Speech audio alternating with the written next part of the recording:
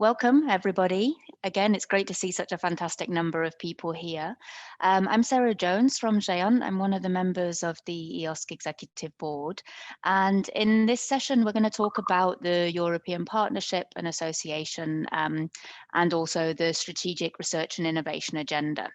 So first off, Karel Luyben, the chair of the Exec Board, will speak about the Strategic Research and Innovation Agenda and the consultation we ran on that. And then I'll talk about how we're taking that in through the next steps, looking at the multi-annual roadmap and how this will then hand over to the association. And then we'll have a second session on the association where José de Miguel will speak about the increasing number of members we have applying to join and all about the association and what you need to know there. So Karel, I don't know if you want to start with sharing your screen and we'll have a quick presentation from Karel and then myself and open to questions. I'm actually going to paste the Slido link in the chat. I'd be really grateful if everyone could post their questions in the Slido because it makes it easier as a chair to kind of monitor what questions are coming in, and also you can vote up the questions that you're most interested in hearing answers to. So with that, I'll hand over to Karel. Thank you very much, Sarah. Can you see my slides? Okay, yes, thank we you. can, yeah. Then I move on. The open consultation process for the SRIA took place from the 20th of July till the 21st of August, so in the summer period. And ultimately, we ended up with 216 responses. The consultation was based on the consultation document. And the consultation document is the let's say, summary of the things we had questions on. It's not the SRIA itself. That led to a little bit of misunderstanding. But hopefully this misunderstanding is now gone because today we have made public the version 0.8 of our SRIA. The SRIA is based on 5 guiding principles for EOSC. We have clearly laid out already in the partnership document 3 strategic objectives, leading to 14 action areas, a number of priorities, and some high-level key performance indicators. Let me go through the process on how we did that. We asked in the questionnaire how relevant the guiding principles are. We asked how relevant the different action areas are. We asked them to prioritize those. We asked if we miss any action areas, if we overlooked priorities, whether there are alternative KPIs or IDs on measurements. So basically, we have done a number of questions that lead to a sort of multiple choice, which we can show in a graphic form the results of, and I will show a few results of those, and we will share the link with everybody so that everybody can see all the numerical questions, you could say. And we have asked by, at most of the questions, comments, and we have been processing these comments for our SRIA version 0.8. This is a graphical overview of what are the guiding principles for the SRIA. Multi-stakeholder approach, as open as possible towards a web of fair data and related services, federating existing research infrastructures and machine and people. Overarching of all of this is that the research is in the center of our activity. Researchers is what we do this for. And so in the document, in the version 08, you can find that sort of an overarching principle, you could say, is that this is done all for the research domain. There have been positive responses to all these guiding principles. If you look at it, the machines and people had the lowest approval rating, probably because quite some people did not clearly understand what was meant there, and we hope to explain that better also in the version 8. And there were comments with respect to covering more than data. I will come back to that in a minute. The respect for diversity of the disciplines, addressing the long tail of sciences. By the way, all of those things we agree with, and we are including as good and as clear as possible. So I said this led to a number of action points, and we divided the action points into implementation challenges and boundary conditions.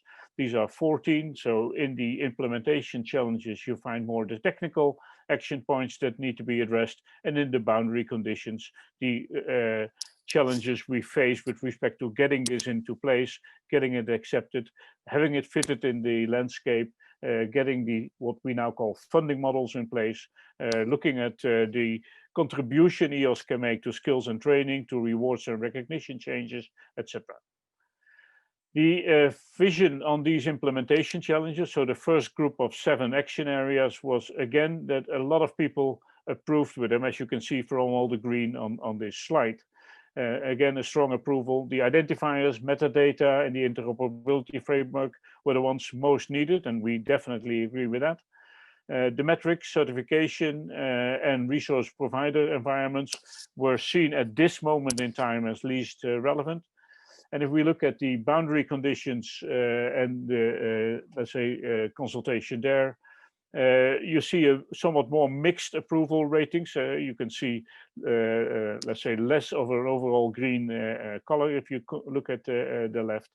The skills and training, the rules of participation, the what we now call funding models, the rewards and recognition, and the communications were seen as most needed, while widening to the public and private sectors and the landscape monitoring was seen at this stage again as less relevant. This is an interesting discussion we also found this morning in the chat and in the discussion of the first session. So how much involvement and when of the private sector especially should take place. Then the implementation priorities, I will not read them all out loud, but these were the priorities we set in the consultation document and are still there in the SRIA 0.8 as the priorities for the implementation. So leading from the implementation action points.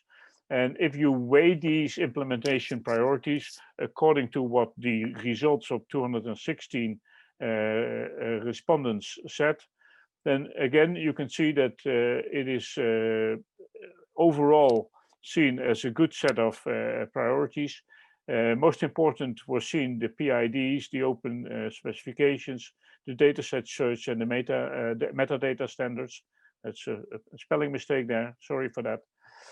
The metrics and certification were somewhat lower on the priority list, understandably again, and especially the metrics are needed in a somewhat later stage. The certification is something we still have to discuss, whether this is something that can be done by the association or should be done in another way.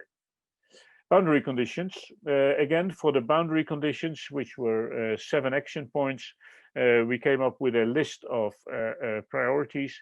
And again, we asked for these priorities, whether they fit with what is seen as priorities by the audience. These are the priorities from the boundary conditions and the weighing of them.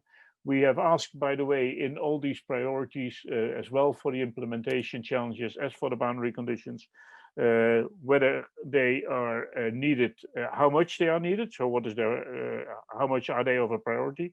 Whether they are needed in the first, second, or third stage of development of the EOSC in the Horizon Europe program, and whether it should be done by the European Commission or paid from European Commission money, done by the countries, sometimes in conjunction with more countries, can still be done at the European level, but then done by different parties, or whether it should be done in the countries or in a specific institution.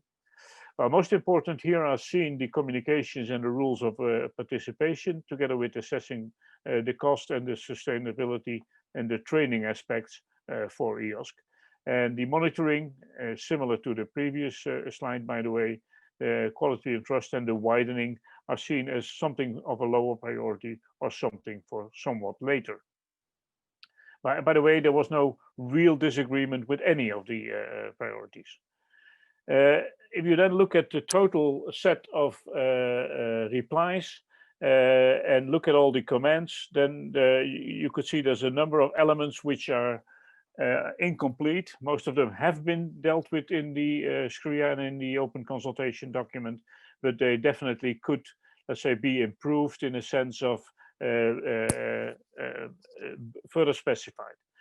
For example, data versus digital objects. A lot of people have said this is not about data in the traditional sense. This is about digital objects that can be coming from data, data sets, publications, software, or other digital outputs of research. And the answer of the executive board is yes, this is about digital objects. The increased visibility of the e-infrastructure's role. I hope that we have explained this a little bit better in SRIA 08 version, where we have clearly stated the data infrastructures versus the e-infrastructures, and that they are, as a yin-yang situation, intimately linked. One cannot live without the other, cannot exist without the other. All scientific communities, yes, again, we can stress that maybe better, but the long tail of sciences, as well as the small and emerging communities, are included as far as we are concerned. Yes, this is about fair data, and not all fair data can be open. So again, we keep on stressing that, but apparently for some people not enough. The sustainability still says business models on this slide. We have decided to move to the word funding models, because we're very often talking about non-profit organizations and the cost-benefit analysis for various parties. These are things that need to be worked out further. That cannot be done in the SRIA alone. Definitely the coming period with the new governments, this has to be worked on. And then potential new action areas. To be honest, there were a whole list of potential new action areas. We have 14 now. I think in total, more than 14 additional ones came up in all the commands. So there we have to clearly find whether there are some action areas which we have to put on the list, and if we do so, where to put them on the list in priority and in time.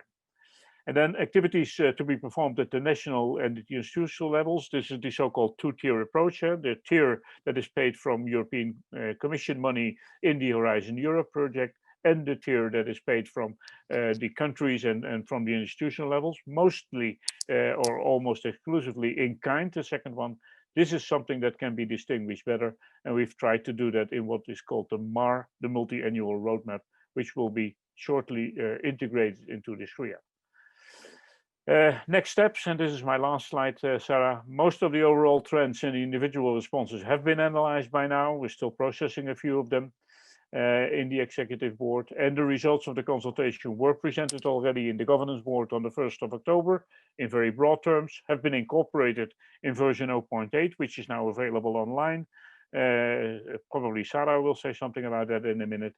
They will be presented by Sarah today in the symposium. Let's say, output from this and also the output in the MAR will hopefully help the Commission in drafting designation number 2 in the infrastructures part of Horizon Europe. And yes, we will continue with going on to the, let's say, EOSC SRIA version 0.9. I would say work in progress. Thank you. Back to you, Sarah. Thank you very much, Karel, and very, very timely. So we're doing well in terms of time here. What I'll do, I'll talk you through for the next 10 minutes about the current version of the Strategic Research and Innovation Agenda, which is now available on the Secretariat website. So you can get the link. Maybe if somebody could paste that in chat for everybody, that would be great. So I'll just make this full screen. Here we go. And then we'll open the floor to questions. And in the meantime, by all means, add the questions to the Slido, and then we have things ready for the Q&A afterwards. But as Karel mentioned, we've done this open consultation, and we're now at version 8 of the SRIA, well, version 0.8. So we had the consultation document, which was a kind of summarized, abstracted version of what was in the full SRIA. We did, after the consultation, we did process the preliminary results, and we shared a version with the governance board. Some of you may have seen this version 0.7, but the first kind of public one where we've incorporated most of that consultation feedback is the version 0.8, which we've put out just the other day. There will be another couple of iterations of this. So we will be sharing another version with the governance board again in November. And then at the moment, we're in a transition where the current governance and executive board will be handing over to the EOSC Association at the end of this year. So we will have a final version as far as we're concerned, so version 1.0. But the association then needs to take that forward through the partnership agreement. So there could be further iterations after that, but there will be a clear kind of handing over from the current executive board. So in terms of what's in the version that you will now see online, we've amended the introductory sections. As Karel reflected, there were various comments that came in during the consultation. So people had reflected on the guiding principles, things around the open science aspects and making sure we're not just talking about fair data. So we've amended a lot of that introductory text. The action areas, there are 14 action areas. You now see the full text for each of these action areas. In the consultation document, it was really just the highlights and the priorities, but now you see the full text that details, the current status of where we're at on PIDs or AAI or the various other areas, the gaps as we see it, and the priorities for future development and future investment. And we also have preliminary suggestions based on the multi-annual roadmap. And that's actually the part I will really emphasize today in the talk. So the SRIA kind of feeds into this multi-annual roadmap, and that's really the priorities in terms of where we need to invest. As I mentioned, virtually all of the consultation comments have been processed now and incorporated where needed. So hopefully you should see a lot of the concerns or suggestions that you made addressed. And I'll just give a couple of highlights of those. I mean, Karel's already talked about the consultation, but I think there were some really important elements that I'm glad that you all raised and that we've been able to pick up on. So a number of groups, research infrastructures and various other bodies had mentioned about the central role of research communities, so researchers and making sure that we address research needs. So we've actually included this now as a guiding principle, and we've added this to various other elements of the SRIA. So you should see that it's a lot more focused on, responding to exact research community needs and working with and engaging with research communities. There were also a number of comments about the diversity of readiness levels, that even within certain research areas, there's very different stages of preparedness. And we've noted a priority that we need to support the less mature. There is like a leveling effect with EOSC, and we need to, where there aren't, standards in place, we need to support people to develop those. And that leads on to this third point that, the standard should be developed in international fora and with research communities. So we need to work from the standards within a particular discipline or domain. And we've stressed that, we should be enabling those community standards and help working internationally to help define those where they're not there, or to endorse them and promote adoption of those standards. So working through groups like RDA and disciplinary groups, so learned societies and professional associations. Karel picked up on the fact that we're not talking just about data or just about FAIR. This is about open science, and it's about all of the outputs of research. So we've tried to emphasize that. We've talked about the open agenda. We've changed some of the terminology in the SRIA. We've also added priorities around code, because a lot of the investment so far hasn't been on the software side, and that's really critical if we want to allow reproducibility. And as Karel mentioned, there were certain aspects that people kind of de-emphasized in the feedback. So things around metrics, the machines and people priority, and the widening. So we've added a few more kind of cautionary statements about aspects that should be later in the developments, or that we're not quite at the stage of moving to yet. In terms of implementing the SRIA, the concluding section of the SRIA will pull together the priorities and emphasize the work that needs to be done in the first couple of years. And this is effectively what's the core of the multi-annual roadmap. At the moment, this multi-annual roadmap is being developed as a standalone document, so that's something that people can read alongside the SRIA, but we will also be incorporating elements from the MAR into the concluding section of the SRIA. And what I want to focus on for the rest of this talk is really what's said in the MAR, and the things that are being put back to the member states, to the governance board, and to the commission to try and help steer the next phase of the work programme.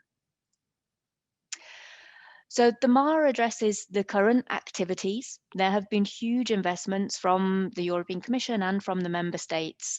And you can see in this table, we have the different priority areas. So things around PIDs, around a metadata framework to enable that cross search, around the interoperability framework, the standards for AAI.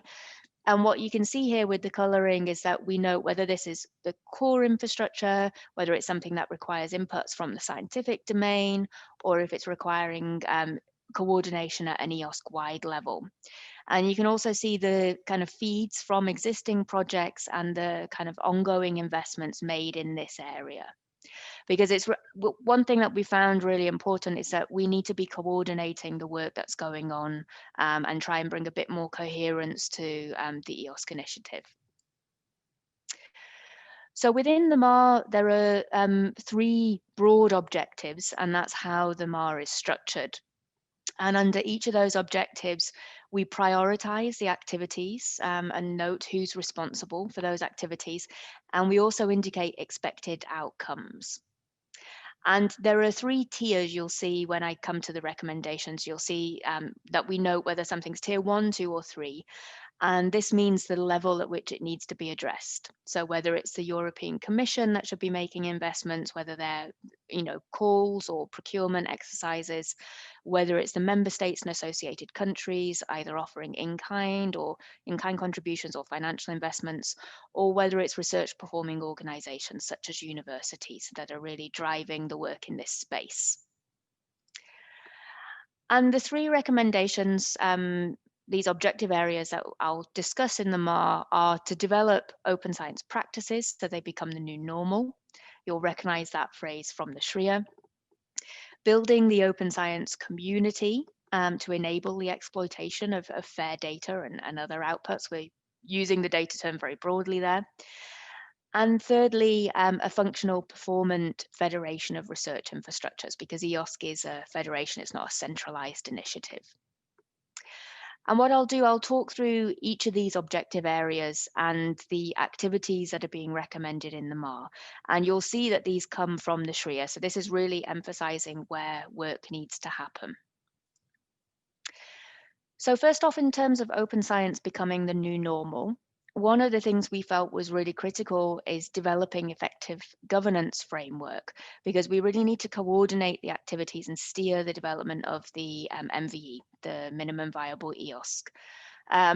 We found, as I mentioned before, there's been lots of investments here, and I think the coordination has increased massively over the last 2 years with the executive board and the governance board. But that's something that we really need to drive further to have more collaboration agreements across the different projects and stakeholders implementing the EOSC core. We also need to develop a cooperation framework to implement the rules of participation, which have been coming out of Juan Bicaregui's group, to develop cost models and future business models for sustainability. I think this is really critical. If we don't have a viable funding and business model for EOSC, I think the initiative will be really undermined. So this is an area that we are really prioritizing and saying we need to do more work on. There's been some fantastic work done by the Sustainability Working Group, but this needs to be extended further. And we need a lot more, very clear piloting to see what models will work. There's also work around the training and the skills. So we need to develop the next generation of fair data management professionals. Again, there's great work going on in many countries around this, particularly in the Netherlands, very strong data stewardship programs there.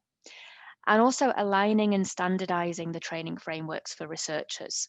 There's lots of training going on within universities and within research communities, but we need to standardize and align that. And I think that's the role really of EOSC. Creating a rewards and recognition framework that incentivizes fair and open science. Still researchers are rated very much on their publications, and I think that's something that we need to work hard on the policy level to try and shift. And then there's work around the communication and promotion. So engaging with stakeholders. I personally feel like we need a very strong stakeholder forum. I don't think we've been that effective in doing that stakeholder engagement. And we need to make sure that that's a priority for the association going forward. And promoting EOSC across all of these different stakeholder groups at different levels. The second objective area, building the open science community. I think one of the really key things here is that we need to work from current practice. So we need to ensure that domain-specific environments are included in EOSC. EOSC is not going to be like a new way of working for researchers. It's a federation, it's bringing together the current infrastructure and services, and hopefully, you know, making sure that researchers get added value from their existing workflows. We're not trying to change the ways in which they're doing things. And here also thinking about how we support research communities to develop and adopt disciplinary standards, because we need that solid base. We need communities to be working in a standardized way so that we then can have that interoperability at a higher level to promote kind of multidisciplinary research. There's activities here around developing the open specifications, the metadata framework, so we have improved discovery, the standards for interoperability and development of schemas and APIs. So a lot of this is the work around the interoperability framework, making that much more practical, actually implementing that. And then we've also emphasized, we've got a couple of activities here around code. So developing standards and tools to archive, reference, describe, and cite research software. And also trying to ensure that research funders and institutions encourage and incentivize the sharing of code and invest in the infrastructure around this. This is one of the areas that it's come out of both the FAIR and the architecture working group as being a real gap. And it's something that many of you have commented on when you've responded to the SRIA. And then the final slide here from me around the Federation of Research Infrastructures. So here it's picking up on things like the common standards and that minimum metadata framework, enabling the discovery across this federation of repositories and research infrastructures. Having the metadata support for research communities, and also the AAI at an EOSC-wide level, so a common framework for managing that authentication. So that is a quick overview of what's in the MAR. I've noticed a couple of questions coming into the chat as I've been talking through, but I'm just going to stop that screen share and I'll pick up the Slido and see if there's anything in the Slido as well. There are a number in the Slido. So I'll just move this over. Sorry, go ahead. I thought somebody spoke then. Okay, no worries. I'll come to the questions now. So maybe the question, Sarah, about what is a tier is the first one to be answered. Yeah, of course. Do you want to take that, Karel? No, that's okay. By a tier is meant two streams. There is a stream of activities that are going to be financed by calls through the Horizon Europe program. And there's a tier, another stream of activities that is coming from the countries and from the institutions that contribute to this development of what we call the EOSC ecosystem. So therefore we distinguish between two tiers. Sometimes we even do three. So one commission, two countries, three institutions. That's what we mean with tier 1, tier 2, and tier 3. It's a commission speech. I cannot help it. Yeah, and there was a question about which tier the association falls in. So I think the association probably really bridges a few. So there should be a CSA, most likely in the next work program to support the association. So in some senses it will fall within tier 1 because it may have some direct funding from the commission, but also the members of the association will be national funders as well as research performing organizations. So I think the association probably touches on all three of the tiers in different ways. So I've just shared the Slido here as well. So I'll maybe just take some of these questions. So the first one from Volker, will a multi-annual roadmap be included in the SRIA? And if so, when? Will this be in time to be recognized in the creation of the Horizon Europe work program? So, I mean, I can reflect on this first and then hand over to Karel. So absolutely, we've been working to very tight deadlines. So we've been working some late nights to try and make sure that we hit all these deadlines. So the multi-annual roadmap at the moment is a separate document just for ease for passing to the different stakeholders that need to see it, but it will be incorporated into the SRIA. Certainly those areas that I've presented today about the priorities will be incorporated into the conclusion of the SRIA, and we've been working with the Commission to try and align all of these deadlines so that we're passing the right information to the Commission and the Member States so that it can be reflected on in the work programme. But Karel, do you want to say more about that? Well, we are aware that the end of this month is the second meeting, or maybe the third, of the Shadow Program Committee, and so we have been seeing to it that this information on the MAR has been fed into that.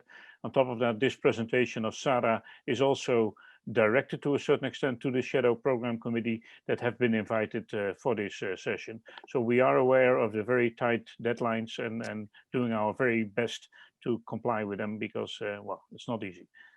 Yeah. And there's a follow-up on the MAR here. Where can we find the draft of the MAR? I don't think it's been made public yet, No, but it will is not. become It part will of the come SRIA. in 09. It will come in version Yeah. 09. Yep. Okay, so I mean, to date, the most information that's public on it is in those slides, and those slides will be available on the Secretariat website. If anyone has comments about things that you think we've missed, that there's maybe not been the right transition from the SRIA priorities to the MAR, please do flag that, because it is a document that's been iterated just now. But yeah, it will be in version 9 in November. So next month, there'll be the MAR available as well. Okay, so those were the two on the MAR. I'm going to come to Kostas. Kostas's question here. Does the SRIA take into account the work done towards EOSC in a number of projects, such as EOSC Hub and the Infra EOSC 5Bs? So I would say absolutely, in lots of different ways. I mean, we're very well aware of the multiple projects that have been invested in. Many of those projects are engaged in the EOSC governance in some way. So either members on the executive board or on the working groups. And the way that the SRIA has been authored, pretty much the chairs of the different working groups have been responsible for different sections. So the architecture group, Jean-Francois and his team, have been responsible for areas like AAI. A cross between FAIR and architecture have been responsible for the PID policy section. FAIR's covered the metrics, sustainability have covered the business models and the widening. So a number of experts from these different projects are involved and have been involved in the authorship of that. But you know, if there are elements that are missing, we again would encourage people to feed in. And also, many of these projects have responded to the SRIA consultation. Are there comments on that, Karel? Is there anything I'm missing around that? No. Well, maybe again in the MAR, which we have not been able to publish, and because it's still a heavy development, I could say. And there's also the next question of Volker, if I read it correctly, is a little bit small on my screen, but where can we find it? You can find it in the next version of the SRIA. And I think the best information is now in the slides of Sarah. So we have taken this. Thank you, Sarah, for making it larger. We have included the core of what is in that document in the slides of Sarah, and the slides of Sarah can be found on the website of the Secretariat. I hope somebody will put the link to those slides in the chat. Yeah, excellent. So the next question here about the role of the e-infrastructures, what are the actions we took to define the role of e-infrastructures in the SRIA?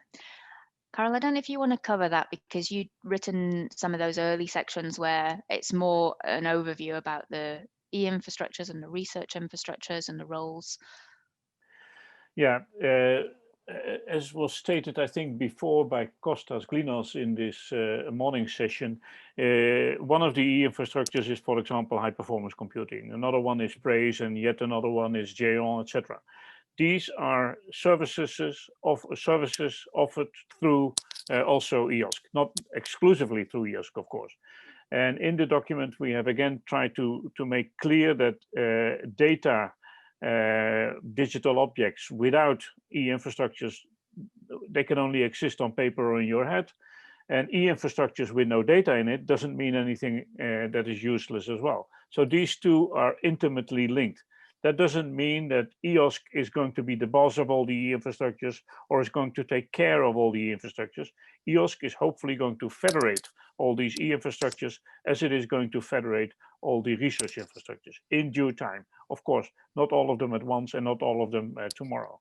So I hope that we have made perfectly clear that this whole thing cannot exist without the infrastructures, as the infrastructures cannot exist without data, and that we are aiming at federating all of these contributions into the EOSC. Excellent, thanks. And actually a slight follow-up on that. So there's a question from Philippe Sagers. How is the SRIA addressing the very specific aspect of the link between EOSC and HPC? Because exascale will need a tool to deal with that scale. Do you want to reflect on that, Karel? Yeah, well, as I said, Euro HPC, PRAISE, and all the other, let's say, possible contributions to, let's say, doing calculations with data or helping researchers are very welcome to link up with the EOSC system that we are creating. This question is asked over and over again. At the moment, Euro HPC is developing, EOSC is developing, and of course these two are linked, but it's not one development, unfortunately. So yeah, we have to find the best possible ways to link the two. But be assured, Euro HPC, PRAISE, and all the others are going to be part of the federated structure we are creating. Excellent, thank you very much. So one, I just noticed it's in the chat and it's also at the bottom of here about the MAR. Who drafted the MAR? Was it the EOSC Association members?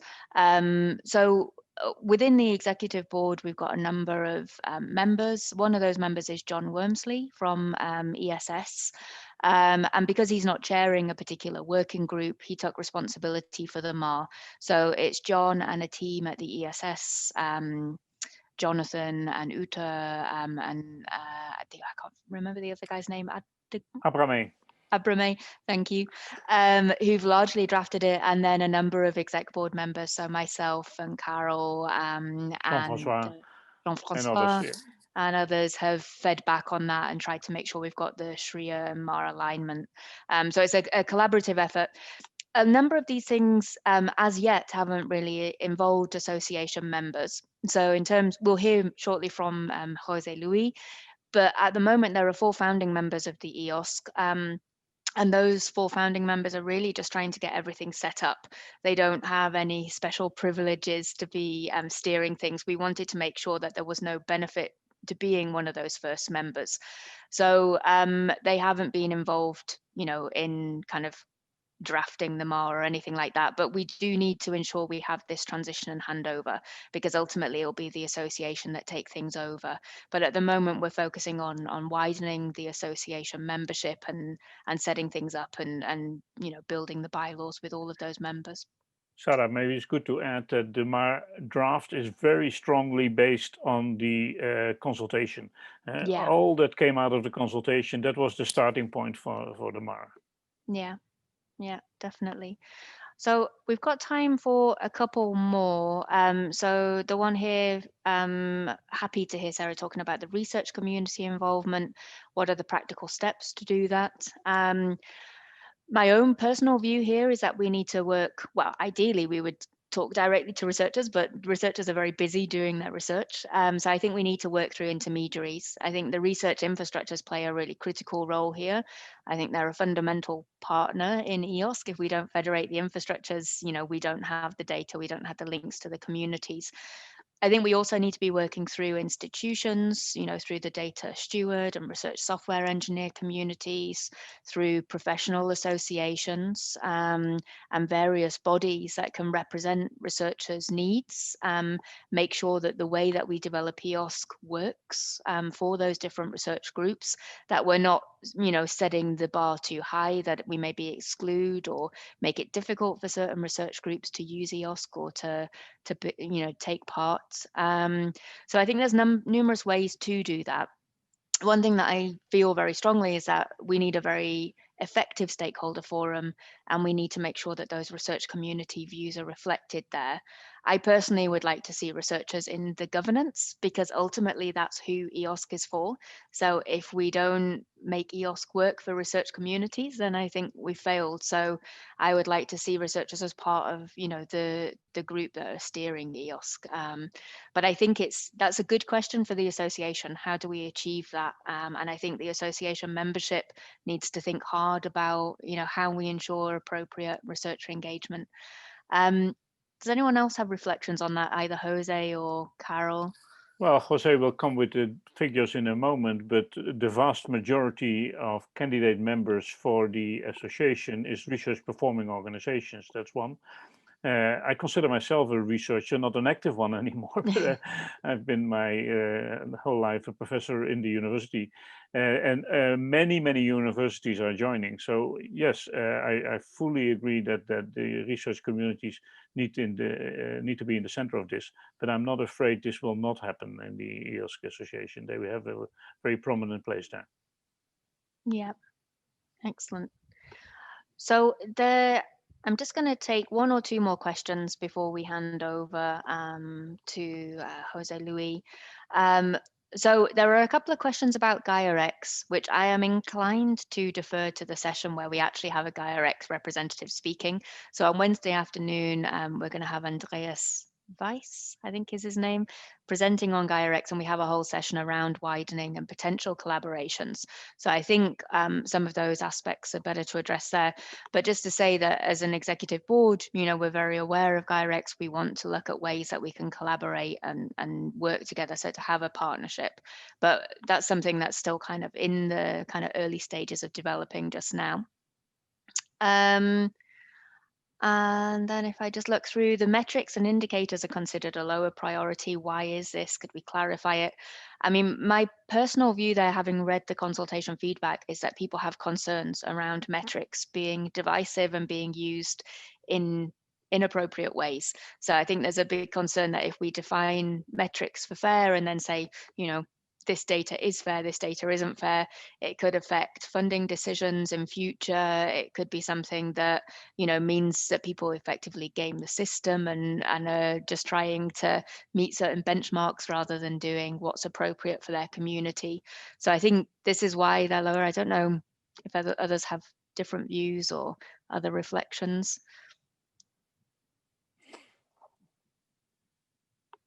No? Nope. Okay. And I think we're probably nearly through the questions here. So the next steps for the SRIA, well, to continue developing it, it has been a huge piece of work to do, and it has taken us longer with drafting and iterating and processing all the consultation feedback than we'd anticipated. I mean, it's fantastic. We got so much community feedback. I think that's really made it a stronger document.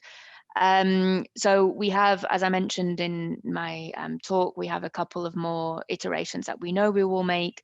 So version 9, where we'll bring in the kind of concluding section from the multi-annual roadmap. We'll also have things like the executive summary and more finessing of the text there as well. And then a kind of finalized version that we hand over to the association. How things develop after that is more open. That's to be defined by the association, by the commission. But I think it's really to be viewed as a living document. So the next steps for it are for the SRIA and the MAR, the multi-annual roadmap, which is linked to this, to be used to inform the work program and to make sure that the way that we build EOSC meets the various gaps that you all have. Okay, so I am going to suggest that we move over to the EOSC Association section. So Jose Luis, I will stop sharing my screen. If you want to start your presentation. Yes.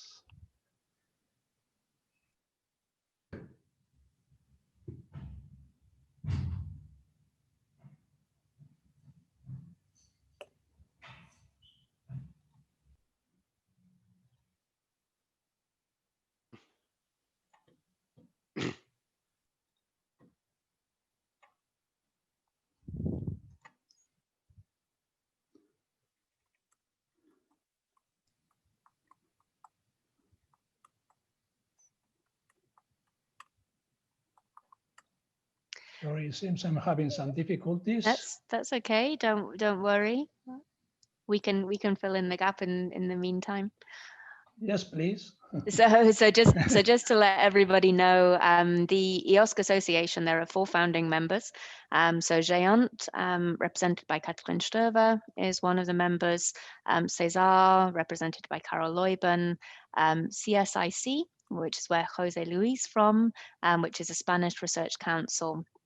And also GAR in Italy, which is represented by Federico Ruggeri.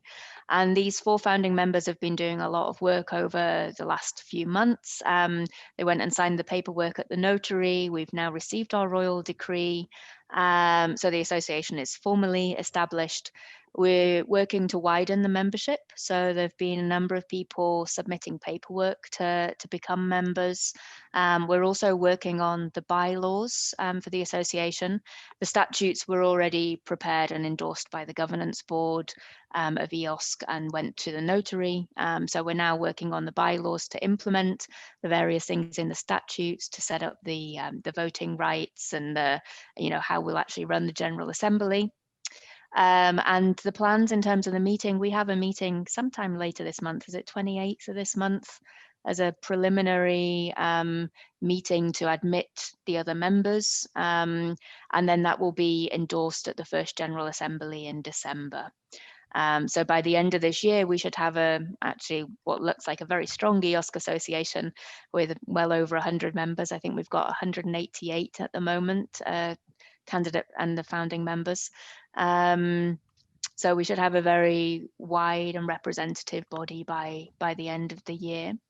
And the importance of having this kind of timeline, which has been quite a hard one to work to because it's been a lot of very quick deadlines, has been that we need to have the MOU signed by the end of the year between the European Commission and the association. It's a tripartite kind of structure for the governance of the new EOSC.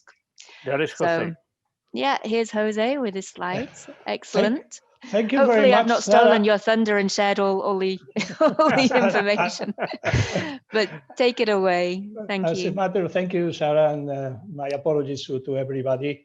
This is the first time I'm presenting anything within the EOSC ecosystem. And well, I apologize for not having everything ready. So far this morning, you've been listening to a lot of highest level strategy and ambitious action plans for the future. Now, during the next 10-15 minutes, I will talk about something very specific, very concrete, the EOSC Association. I will start by giving you some kind of a background. We'll talk about where we do come from, although most of you know very well about that. We'll talk about what have we been doing as founding members during these last months, where we are now and what comes next, and finally, how those of you who haven't joined the association yet, how you can join, and why should you join? Okay, where do we come from? Well, we come from the shared vision between the European Commission, the member states and associated countries, and a large community of stakeholders. A vision of how to do research in a different way, more collaborative, more multidisciplinary, more transparent, taking care of trust and reproducibility, more committed toward the challenges of that our communities, our societies face, and that makes better use of the advances in data science. A vision that crystallized some years ago in the concept of EOSC.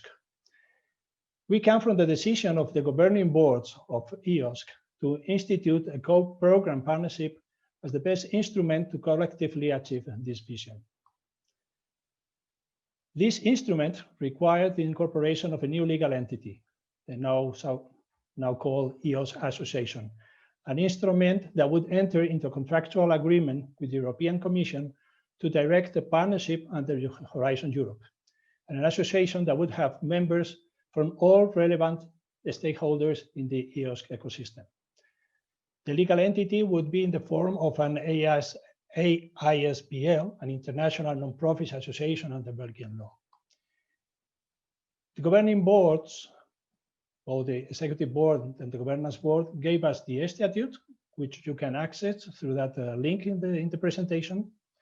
And they fixed as the international purposes of the association the following: to provide a single voice for advocacy and representation for the broader EOSC stakeholder community, to promote the alignment of European Union research policy and priorities with activities coordinated by the association, and last but not least, to enable seamless access to data through interoperable services that address the entire research data life cycle, from discovery to storage, management, analysis, and reuse across borders and scientific disciplines. We also were given a first draft of the bylaw, and they decided to bootstrap the incorporation of this association through the selection of 4 founding members, whose main mission, as has been said by Sarah before in answering some of the questions, would be to quickly accept members and observers. We would to be fast and efficient in setting up the association, but would not deal with strategic decisions. That was the decision. What have we been doing? Well, the 4 founding members were the 4 that you can see in the view graph. 2 of them nominated or elected by the executive board, CESAER and GÉANT, and 2 from the governance board, the Italian GAR and the Spanish CSIC. Both of us, by the way, are mandated organizations, and I will come to that a little later. You can see there some photographs of this that date before the notary. I will share one comment by Sarah Jones that I liked very much. You can see there the 4 musketeers plus the notary. It was an important day, but still the association would not be legally constituted until the creation decree was published in the Belgian official gazette. This happened last September 11th, so that's the real important date, because from that date, the EOSC association has a legal personality. What have we been doing? Well, in the last months, we've been working mainly on the application process for joining the EOSC association. We have formed a bylaws working group, drafting working rules group, out of a group of volunteers from candidate member organization. We have been ensuring proper DNS for the association, and I'm happy to say that thanks to GAR, we have now the EOSC.eu, also the EOSCassociation.eu, EOSCassociation.org, and EOSCASBL.org. We've gone through the first draft of the Memorandum of Understanding of that European Partnership Agreement. We have got ready a job description so that as soon as the new board is elected, we could enter into headhunting for the post of Secretary General. And we have started preparation for the election process. And well, I'm very happy to say that since the beginning of last week until now, the data regarding the members or candidate members and observers that had applied for EOSC has grown from those 125 that you listened to this morning to 184, which we are very happy about. Most of them are candidate members, 130. Candidate members have voice and vote. Candidate observers only have voice. And I'll talk about mandated organizations a little later. As Karel was mentioning, when looking at the main category of the applicants, you see that the vast majority lies within the concept of research performing organizations. About half of them, more than half of them, more than 1/4 of them are service providers. There are 13 research funding organizations, and this would, together with other organizations, would add to those 184. Well, all these applicants have fulfilled the following conditions.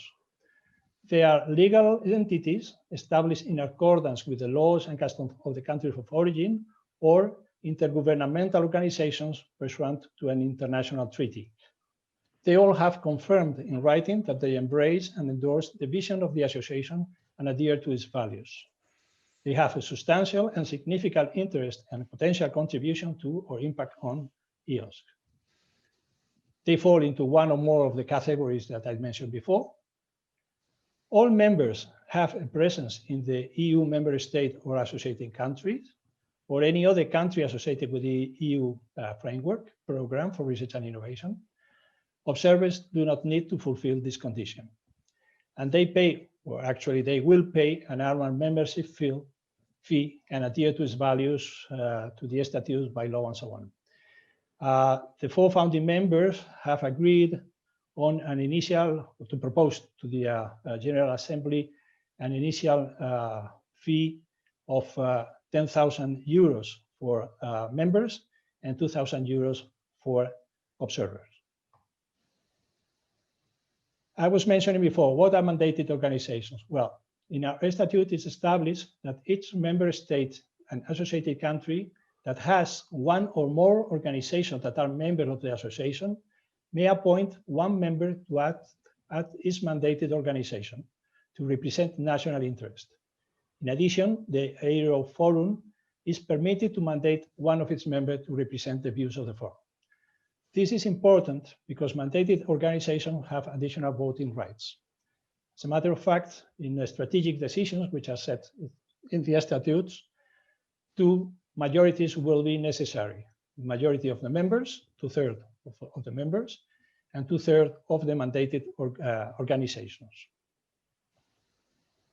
And what comes next? Well, the deadline for the first round of applications ended up last Friday. Just today, we have opened consultation on the bylaws. We have programmed the first meeting of the board, the non-statutory board, on the 28th of October, where the first batch of provisional members will be admitted. By November 25, we intend to have the bylaws finalized, taking into account all the comments that we will have before that, so that by 27th November, we have all legal materials necessary for the first General Assembly.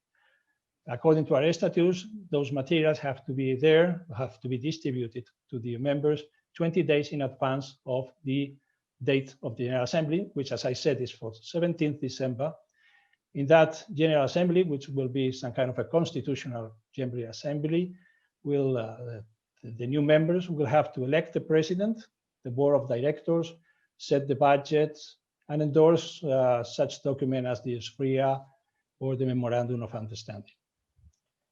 On 31st of December, the mandate of the current governance ends, and from 2021, the association is, together with the European Commission and through the signing of this European Partnership Agreement, together with a steering group where the member state and associated countries will be the new governance of the association.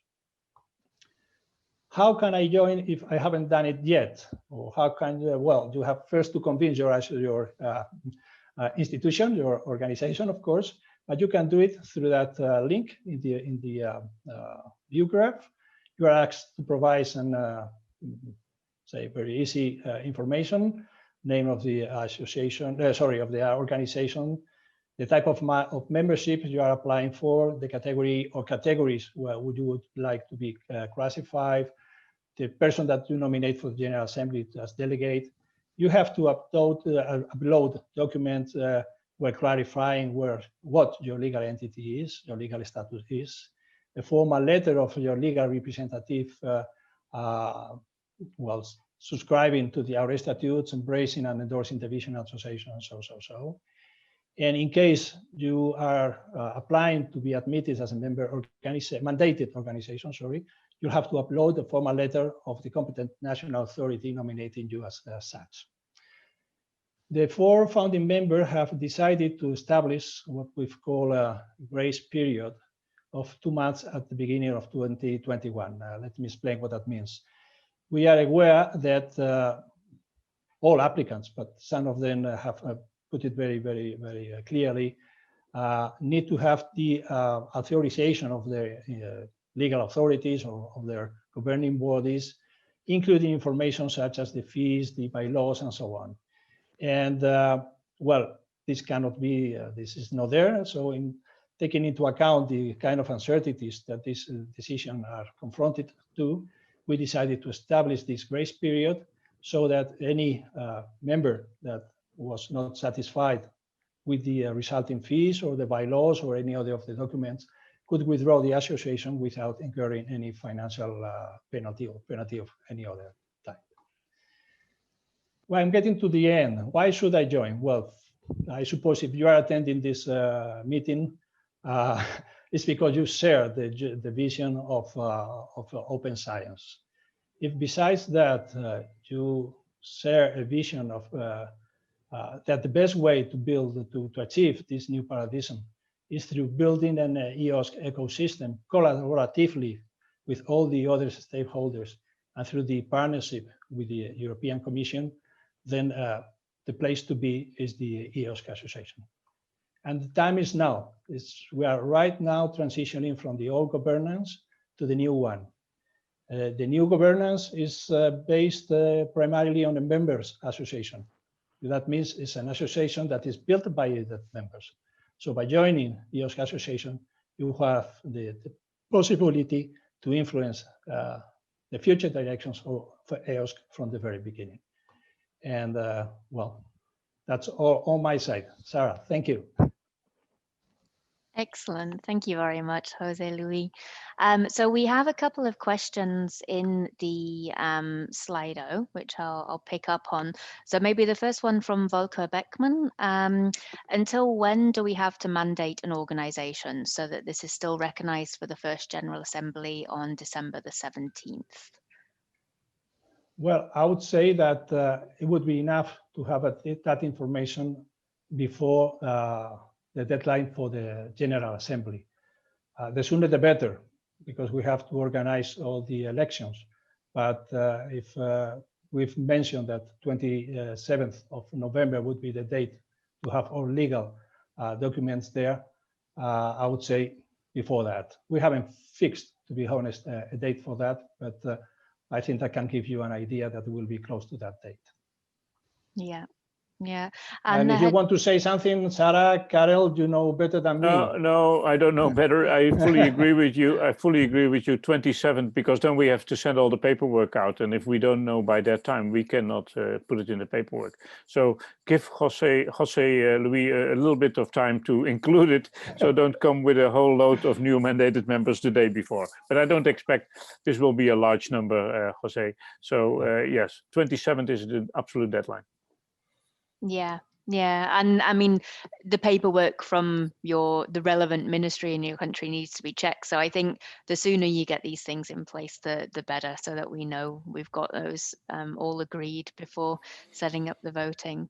There had been a question from Philip Sagers as well about who will be invited on the 28th of October, whether this is just the founder members or those who've joined up by that stage.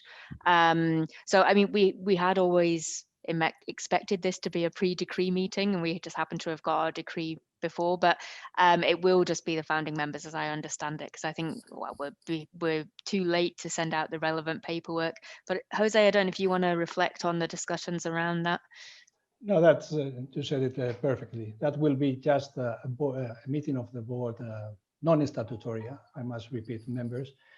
And one of the reasons, to be very honest, is that we don't have the resources and the time to prepare for a meeting where all the new members could join. We would have loved to have them all, or you all there, but this is simply not possible at the time being. Yeah. So I mean, that the General Assembly in December will be the one that has everybody at it, and the discussions in this meeting in October will literally just be widening the membership and essentially getting things established so we can hold that first GA. Actually, I realized I'm not sharing my screen. I will share the screen, and then it's easier to read the questions. Sometimes it can be difficult to follow them when you are literally just hearing. So coming down here, there's another question, how we'll split the 184 candidates into 2 batches. They're not going to split in batches. They all all come in at once. Yeah. Yeah. So essentially, if we talk about the second batch, that is after these deadlines, and so the second batch is starting basically now. Yeah, that's important for you to know. I mean, the application process remains open. Yeah. Only those 184 will come to the first board meeting, but hopefully more applications. Well, I know that more applications will be coming, and those additional applications will become full members or observers during the first General Assembly. Yeah. And then the next question here, there's one similar to this in the chat. So given that nations and so member states and associated countries and the IRO Forum get a mandated organization to represent them, would it not be appropriate to allow a mandated rep of the ERICs via the ERIC Forum? That may be a difficult one for Jose to answer, but I don't know, Karel, if you want to. It's very simple. It's very simple. And let me answer it because it gives you a full flavor of what a founding member means. This is in the statutes, and the statutes were given by us. Of course, the statutes can be changed, but let's not start by changing what is the result of 2 years of work. Okay, so in the statutes, it's established the way I've read it. The future will be written by the members. Yeah, exactly. Maybe another way of phrasing it, this is the result of a strong and long discussion in the governance board. Yes, So it was explicitly discussed.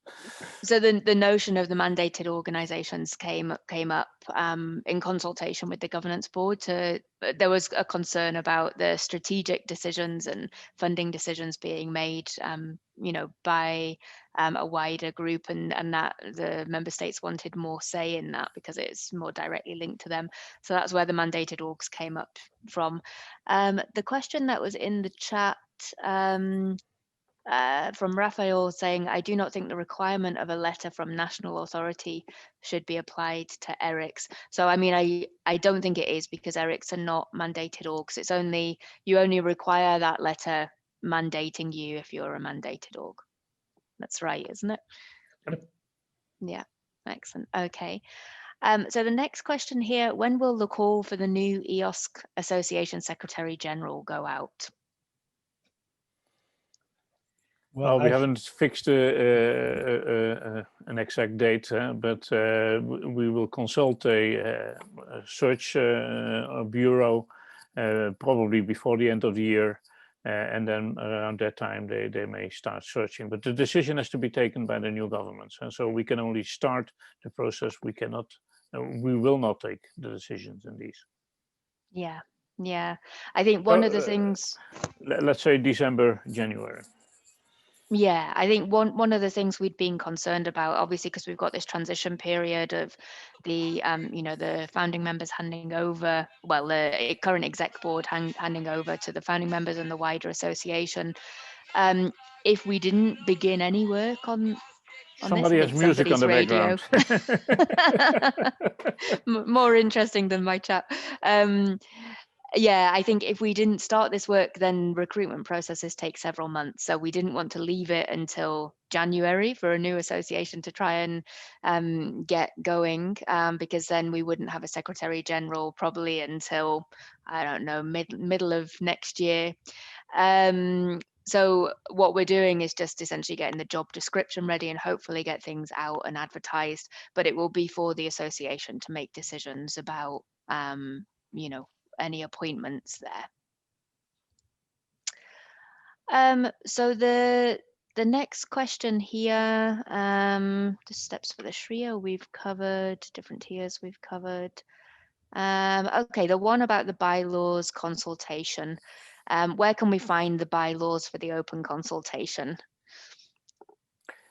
I can try and answer that. You cannot find them yet. We have invited all the organizations that have shown interest before we could really start processing. That's even before July, to join the team on drafting the bylaws. Many of them did. So there's now a team of 20-25 people drafting the bylaws. Tomorrow afternoon, there's a session where we do a public consultation on the bylaws. There will be a webinar, but there is not a version yet that can be put out. But that will shortly after this webinar, this will follow. And those organizations that are candidate organizations, those are the ones, of course, that are to influence the bylaws and not the rest of the world, with all respect. And those organizations will be invited to also in writing contribute to the bylaws. Excellent. And then there's a question from Hugh Shanahan. Is there a page which discusses the fees for membership, or is that in the application form? There is hopefully a web page forthcoming. So we've shared this information in various events and fora, the ESFRI workshop last week, but we do need to put the information online. But the fees at the moment, it's a recommendation from us, but it's something that would need to be passed at the General Assembly. So they're not, exact figures. It's to give people a sense. Anything else to say on that? No, one? this is the last thing you said is important. The fees have not been set yet because they have to be set by the General Assembly. So we did our very best to give as good as possible an indication of what they could be. Miguel, anything you would like to add here? No, it's just fine. Yeah. And then the next one, I think you're the best place to answer. Which countries already have a mandated member? I think there's about 12 or 13 or something. There are 13 by now. Yeah. 13 by now. I don't remember by heart. Keep on, and I'll tell you something which you are in 2 minutes. And actually, well, one reflection on that, because we were asked about this in a GÉANT info share the other day. So 13 mandated orgs. I mean, it's good that we have mandated orgs, but those mandated organizations do have a higher weighting in terms of votes, because you have to have a double majority of mandated orgs for any strategic decisions, as well as like a majority within the membership as a whole. So for the countries that haven't mandated an organization, I would strongly encourage mandating an organization, by what date did we say before? By the 27th or 28th of November. So it's ready for the paperwork for the GA. Because I mean, it gives you more authority and more weight in the votes. And I think we want to try and have a balanced group of mandated organizations as possible. Yeah, maybe I can make a remark there, Sarah. Yeah. What I've seen is that it's an interesting balance group. In the mandated organization, you have research performing organizations, research funding organizations, service providing organizations. So all three categories, as we had expected, but now we can see it, are also present in the group of mandated organizations. So there is no fixed way. Yeah, that's completely so. And what I can tell you that the countries that have already nominated organizations are Belgium, Denmark, Ireland, Moldova, Poland, Portugal, Romania, Slovenia, Switzerland, the Ukraine, Hungary, and Luxembourg. That together with Spain and Italy made That's good. It's quite a good geographic mix as well, and actually. Absolutely. Yeah, fantastic. Okay. And then the list of the mandated organizations isn't available.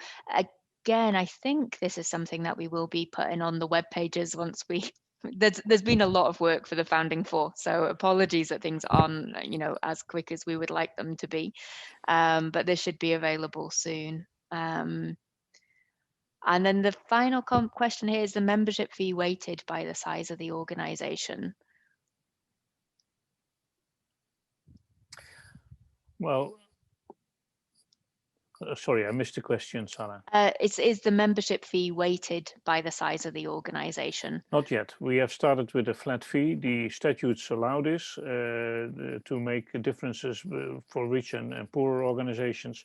I would say if you're very poor, start with an observer membership. You can always upgrade, whatever you want to call it. But no, for this is again such a decision where we thought this is not appropriate if the four founding members take this. There is a question in the chat, Sarah. How can research funding organizations be mandated? The last thing I heard is that the national funding agencies must not be part of the EOSC ASBL. This, I don't know where this comes from, but research funding organizations and national funding agencies are very welcome to be part of the ASBL unless they are a ministry. So the ministries do not, the statutes exclude ministries from becoming a member. Reason for that is that in many countries this is not possible. So therefore this was put into the statutes. But a research funding organization is very welcome to become a member. And if the country appoints that research funding organization as its mandated member, that's also the way to do it. Yeah. And as a matter of fact, there are 2 countries which have nominated, sorry, their mandated organizations from the research funding organizations, which are Portugal and Luxembourg. Yeah. Thank you. And Manfred followed up there with a comment that national funders are usually under direct control of ministries.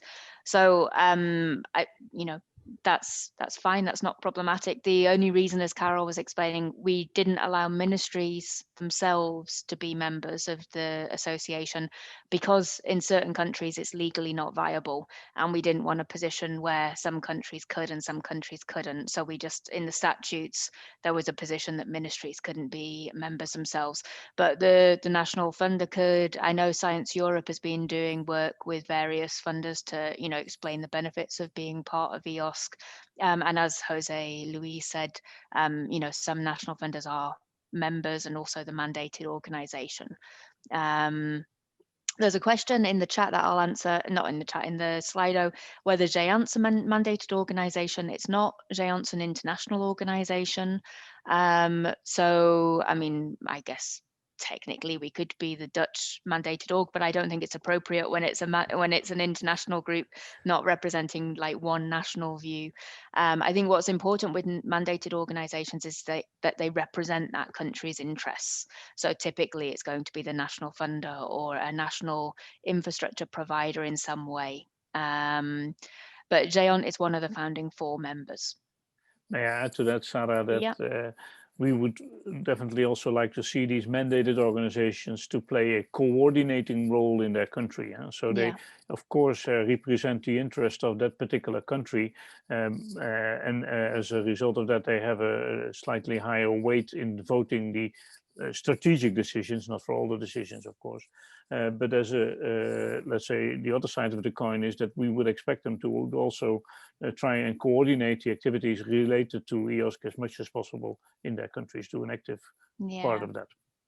And I can say, I can add that we are doing that already in Spain together with our ministry and all the stakeholders. And a linked question there from Alberto in the chat. Are there any plans once the ASBL is ready to set up local chapters for EOSC members from the same country to coordinate their efforts and interests? So personally, I don't know whether that's really a role for the association. I think we've seen a lot of that happening currently, under the EOSC governance. So José's reflected on the fact that that's happening in Spain. I know in the Netherlands, they've got, is it the Polder group, where, various stakeholders come together and discuss. Same in France, the French coordinate meetings of all of the members on the executive board and the governance board and all of the working groups to come together and discuss what's happening in terms of EOSC. So I think many countries will and should do that to coordinate those discussions and make sure they're represented well through the mandated org, but I think it's kind of down to a country to do it. Don't know, other views and maybe there? Again to add, Sarah, in many countries this discussion is taking place, also who should be the mandated organization, but the mandated organization is not representing all the other organizations. All the other organizations can also be a member. It's representing the interest of the country, which is something else than per definition the separate interests of all the universities, for example, in the country. And in some countries you've seen that many universities have joined, for example, in Flanders. Yeah. Now, we have, I think we've covered most of the questions here. What I'm going to propose, I mean, this session nominally runs until past, but that gives us absolutely zero lunch break. And I'm somebody who also likes to eat. I'm going to suggest that we close in 10 minutes time and give everyone half an hour lunch before the Ask Me Anything session. The Ask Me Anything session is intended as a very free-form drop-in, so that we just essentially carry on the conversation. You can bring your own lunch and make it very informal if you like. But what I would suggest for this final 10 minutes, I can scan through the questions in the Slido, see if there's any we've missed, or if anyone wants to raise their hand or unmute, because there may be questions that you have, burning questions, and I've just not noticed them, please do, and we can try and just take a final couple before we close. So there had been a couple, I think, from the earlier session.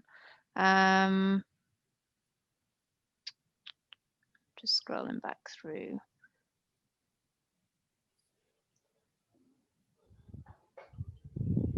There's a few hands raised, Sarah. Okay. So let's take Kostas Koumantaros. So apologies if I'm doing bad pronunciation there. Kostas. Thank you, Sarah. It's close enough. I posted a question regarding the National Open Science Cloud initiatives, the idea that is proposed by a number of FIOS 5B projects like NIFOS, where we're trying to organize, let's say, and the equivalent of NRENs or NGIs in the back. Well, the equivalent of, let's say, national open science cloud initiatives, where we could try to create some structure per country or region, so that not individual, let's say, organizations participate in EOSC, but also the countries itself have an organized way to take decisions and propose their mandated members, propose their actions and their priorities towards EOSC. And this helps a lot in the sense that we allow for, let's say, discussion to happen locally before it goes abroad, and try to, let's say, stimulate a lot more and promote the idea of EOSC nationally. My question, I think I posted also in a number of occasions, is: are you taking this into account in the bylaws? Because usually NOSCIs will not be a legal entity, but some kind of memorandum of understanding, some kind of consortium that will not be able, let's say, to stand as a legal entity, or will take a lot of time to create a legal entity for a national open science cloud initiative. Yeah, so I mean, I think, Karel, you're on the bylaws group, so you may want to speak to this, or maybe if Magdalena's on the call. I mean, within the statutes, there are timeframes that any paperwork has to be shared, which would then allow that kind of discussion to happen at a local level. But as you say, these coordination groups, it would be difficult for them to be the mandated org because they're not legal entities. I think you can work around that by having somebody representing. So you could technically have a legal entity, but they're representing a wider view through another structure like these national discussion fora. But I don't know, Karel, if this has come up in the bylaws discussion. Not that I know, but Magda is on the call, so maybe Magda can unmute, and she may know more than I do. Yes, I'm here. How can I help? The question is, no, go ahead, Sarah. Sorry. I was just going to say, I mean, do you know whether it's come up in the bylaws discussion about how essentially we facilitate a country to coordinate the views and feed those into the EOSC discussion? Because in many of these like national discussion groups or bodies, they're not legal entities, so they won't necessarily be the member in the association. So how do we kind of enable that through the bylaws, or if that's come up in discussion in the bylaws? Think, Sarah, that topic was just very briefly, if ever, commented, because we have now very serious discussion regarding membership, financial provisions, and so on. Mm-hmm. We were discussing also briefly the role of mandated organizations, but I think this is already like a much deeper level of detail. So probably it's something that we can take into account. Yeah, excellent. Thank you very much. Thank you very much. So Nicholas from Helmholtz, if you'd like to answer. I have a question related to bylaws too. How Yeah. are you dealing with the perspective of those member states that they haven't had still the application for the mandated organization? So I'm thinking right now in the biggest contributor to the EU budget. Yeah, yeah. So Magdalena, I don't know if you want to answer this again, but as I understand it, the people who are being consulted on the bylaws are all the people who've put forward candidate members. So it doesn't matter if they're mandated or not. So there could well be, you know, well, I'm certain there will be members from Germany. Any Absolutely, and we have invited all the candidate members to attend the session tomorrow, and we will afterwards send to all the candidate members the information from that session and the draft bylaws. So whether they're mandated or not is not important. But I understood the question as how to become a mandated organization later on. And if that's the question, at any moment in time, an organization, if the country writes the right letter, can become a mandated organization. So you first have to be a member, and then you can become a mandated member. Yeah. Yeah, and that's something that, you know, like the membership will never close. You know, you can always, you know, put yourself forward as a member and be designated as the mandated org. It just comes through the most relevant ministry in your country. I don't see any other hands raised here. Kostas, can you lower your hand? You're still on top of the list. Thank you. I'll maybe just take one more that I spotted in the Slido, one from Yuri Demchenko. So services described in the minimum viable EOSC require special infrastructures, such as for PID services. Who will create this necessary infrastructure to support EOSC goals? I mean, my view there'll be many people that support this infrastructure. There's been huge investment from the European Commission in various e-infrastructure projects. So in terms of PID services, you know, the likes of SRIA, but there are also other groups that are working on this internationally. It's not just supported through funded projects.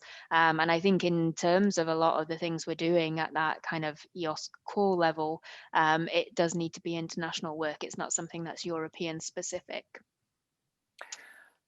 Yeah, and maybe this is what the discussion was this morning about when Lina talked. So the DG Connect is considering to procure the, let's say, core activities that, let's say, the programming of the core, if I may call it simple that way. It may probably take small work.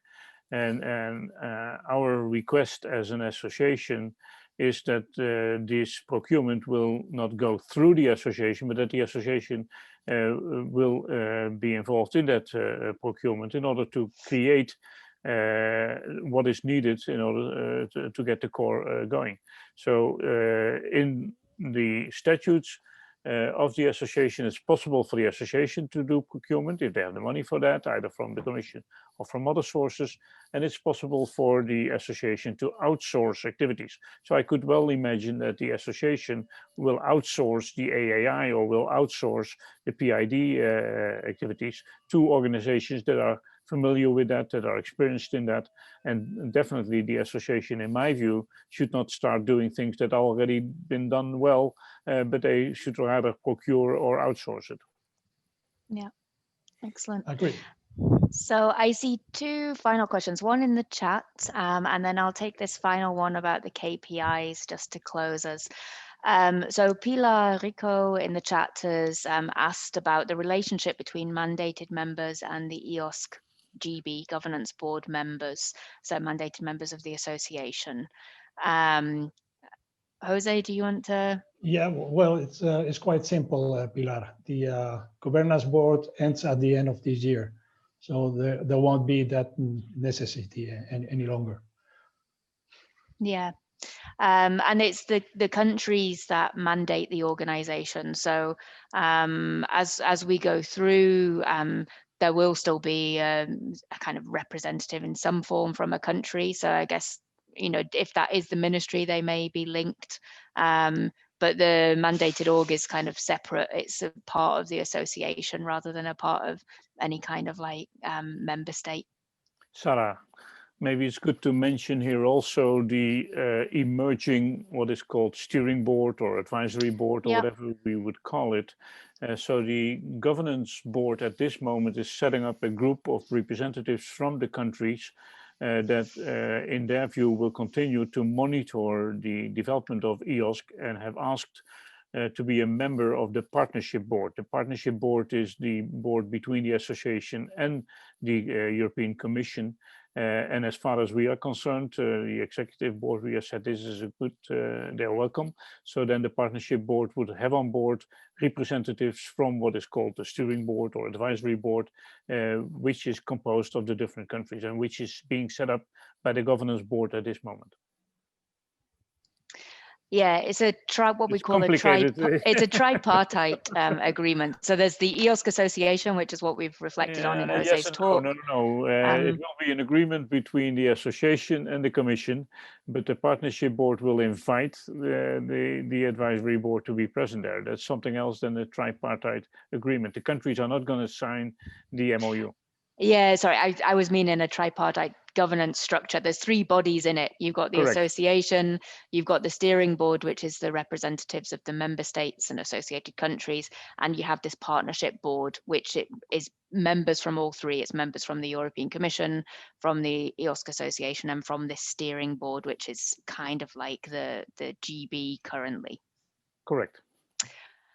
So the final question about the KPIs, what about the KPIs for monitoring the process of implementation and reprogramming as necessary? I know KPIs is one of the areas in the SRIA that was less advanced, but it's probably something we need to think about, checking that EOSC is developing well. And then, how do we use that to reprogram? Any thoughts there? Sorry, I missed it, Sarah. Sorry. I don't know if you can see. I was reading one of the comments in the chat. So did I. You see, it's definitely lunchtime. We're all thinking about other things. So the question was about the KPIs. So what about the KPIs for monitoring the process of implementation and reprogramming as necessary? I think we do need to be assessing. Yes. How we they are not in the present version of the SRIA yet, but they are definitely part of the MAR and will be in the SRIA. And we have put them already initially, but they are developing, of course, over time in the partnership proposal. So the KPIs will be part of the SRIA. Yeah. Excellent. And yes, they are important in order to monitor. So fully agree. But it's difficult to find the right parameters to monitor. Yeah. So any suggestions are welcome there. Excellent. Well, we are just 1 minute over. I think it's sensible to break for lunch, because it has been, an hour, 90 minutes. I always think longer than an hour is too hard for people to concentrate, particularly on a Zoom call. So I would like to thank all of you for attending, and particular thanks to José Luis and Karel for speaking in the session and for answering all the questions. I propose, I don't know, you need to leave this session, but there will be an Ask Me Anything that starts at 1:30 CEST time. So by all means, go get yourself a walk and some food. And then if you have any general questions around EOSC, there'll be a number of us here to chat and to answer those. So thank you all very much.